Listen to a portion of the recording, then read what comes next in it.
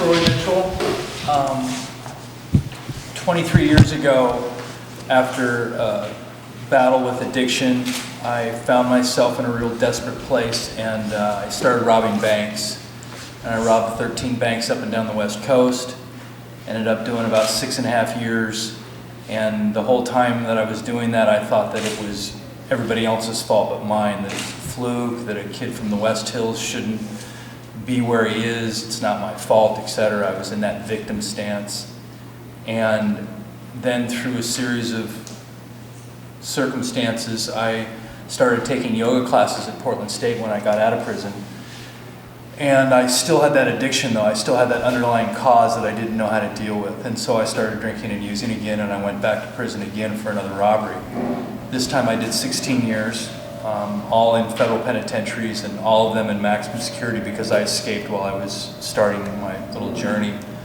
The difference was that this time when I went back to that same place and sat underneath, literally underneath that prison, it's where you go in when you first get there, I realized that it wasn't your fault, it wasn't society's fault, it was my fault. I was the person who was responsible for putting myself there. And I also realized that I didn't know how to live. It wasn't, the drugs were certainly a symptom of my being where I was, but there was something else underlying it all.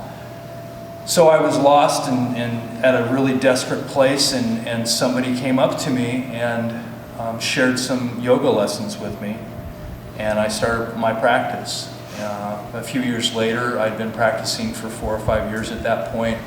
Somebody told me that I should teach. And so I started under the radar because they didn't really want us to do that kind of thing in there. So at first, under the radar, I taught some other guys how to do yoga.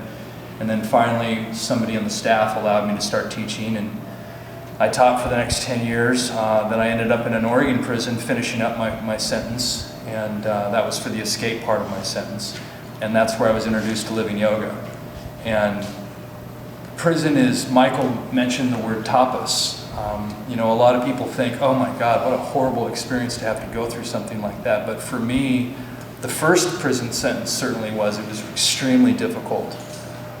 And I barely made it out. But this next time, I had started to come to a place where I knew that I was not the person that I thought that I'd always been. And all of those guilts and shames and things became a fuel to help me to burn off some of the dross that had held me back my whole life. And as a result of the yoga practice, I learned about being of service to other people, and that was when things really changed. I learned how by being of service to others, I can get out of my own head and feel that peace that I'd always wanted. And then the rewards from that are always greater than what I give. When I teach people, I always get more, I think, out of it than they do. So I did my 3 years at Columbia River, where a bunch of living yoga teachers come in and they give their time to us and they help turn lights on in people. I've watched it happen again and again while I was at Columbia River especially. I saw it happen way more often there than in my own practice of teaching people, because the teachers really, really care. And there's a 6-month waiting list just to get into the class. It's a wonderful opportunity for guys, and it changes lives.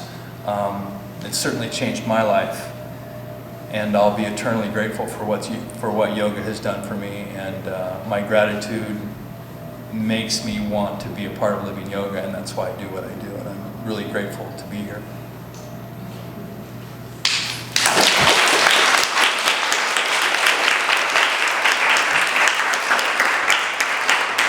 Oh, and one more thing. I'm still a student at Portland State, but this time I'm a criminology student.